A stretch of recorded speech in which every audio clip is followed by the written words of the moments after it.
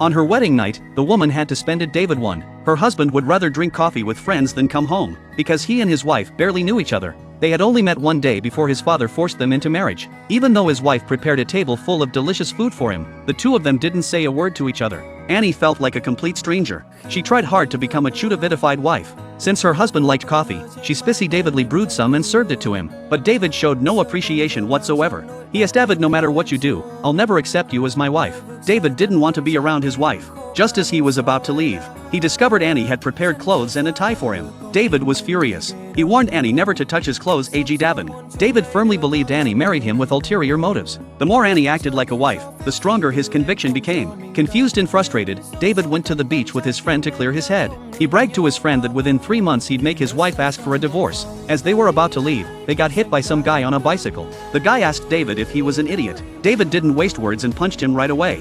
This landed him Str David to J Davidal. The man refused compensation and insisted on pressing charges ag Davidance David. Davidly panicked. He didn't want his father to find out. Meanwhile, Annie at home received a C Davidal from the police. After Annie arrived at the station, she sincerely apologized to the man. She Davidly convinced him to drop the charges. David was then released. Back home, David asked Annie why she did that. Annie asked David, "I just did what a wife should do." This made David even more confused. Why was this woman treating him so well? That night David slept on the couch. Annie thoughtfully covered him with a blanket. When Annie left, David suddenly woke up.